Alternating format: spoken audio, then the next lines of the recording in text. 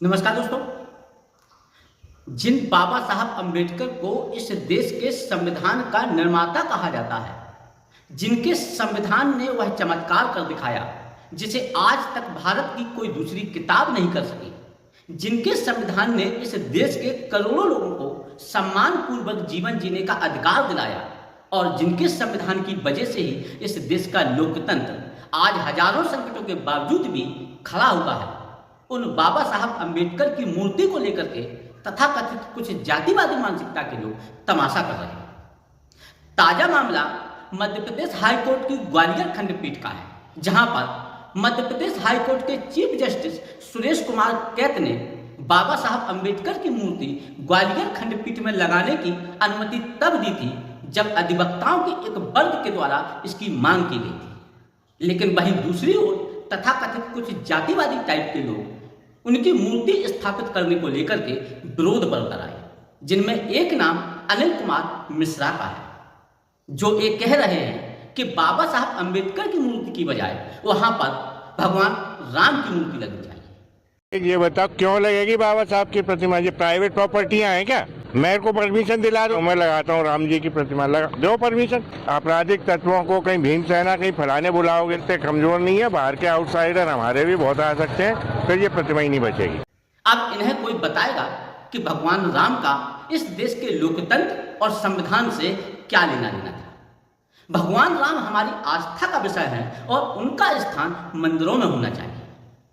वो उनका संबंध राजतंत्र से था और बाबा साहब अम्बेडकर का संबंध लोकतंत्र से है।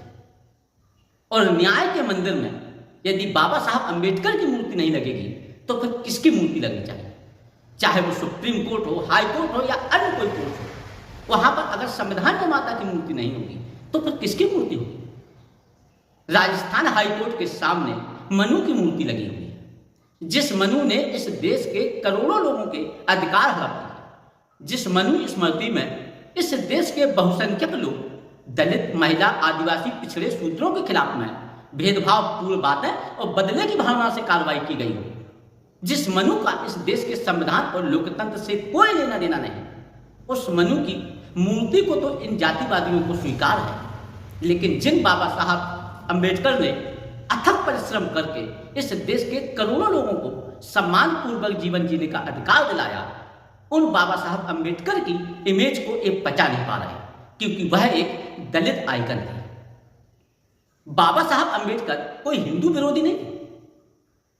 उनका एक पत्र था बहिष्कृत भारत, जिसमें वो हिंदुओं के बारे में लिखते हैं कि हिंदू इस देश की सबसे बलवान कौम है, लेकिन उसमें एकता की भारी कमी है।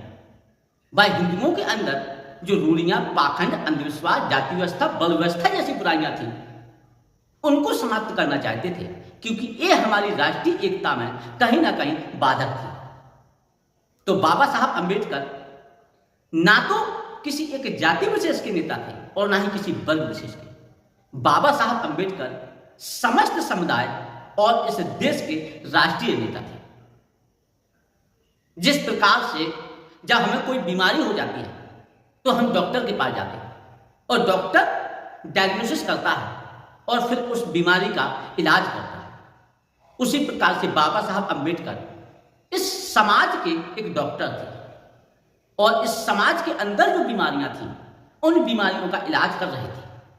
इसलिए उन्हें डॉक्टरों का डॉक्टर भी कहा जाता है। तो बाबा साहब अम्बेडकर को पहले समझो, बाद में उनका विरोध करो, क्योंकि बाबा साहब अम्बेडकर कोई हिंदू विरोधी नहीं थे। बाबा साहब अम्बेडकर ने कभी भी हिंदुओं के खिलाफ में बदले की भावना से कोई भी बात नहीं कही।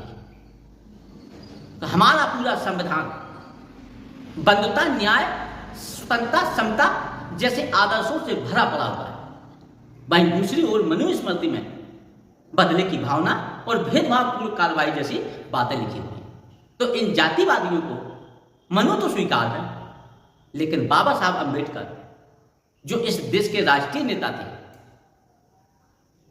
वो स्वीकार नहीं है। तो आज के लिए बस इतना ही। धन्यवाद।